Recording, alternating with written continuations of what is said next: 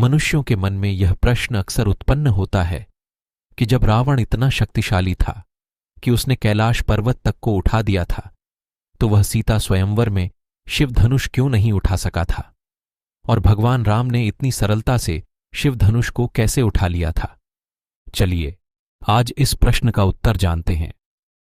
महाज्ञानी महाशक्तिशाली दशानन, जिसे सभी वेदों का ज्ञान था, एक समय पर उसने कैलाश पर्वत को भी अपने स्थान से हिला दिया था, किंतु इतना महाबलशाली और महाज्ञानी व्यक्ति सीता स्वयंवर में भगवान शिव के धनुष को क्यों नहीं उठा पाया।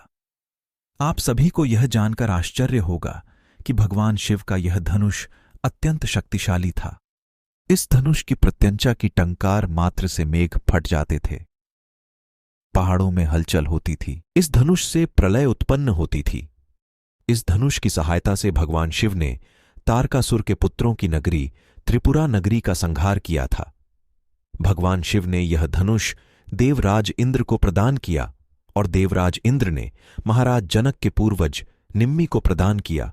उसके पश्चात यह धनुष मिथिला में स्थापित था। एक समय माता सीता ने क्रीड़ा करने के मोह में उस धनुष को उठा लिया।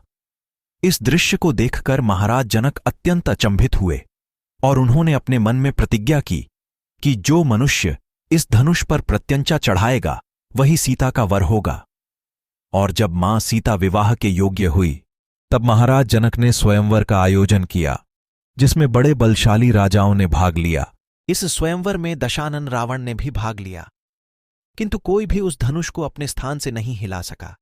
किंतु भगवान राम ने एक क्षण में उस धनुष को उठाया, प्रत्यंचा चढ़ाई और उसे ध्वस्त भी कर दिया। इसका भेद रामचरितमानस की चौपाई में है। उठहु राम भंजहु भव छापा, मेटहु ताप जनक परितापा। अर्थात विश्वामित्र ने भगवान राम से कहा, राम धनुष को उठाओ, महाराज जनक की पीड़ा का समाधान करो।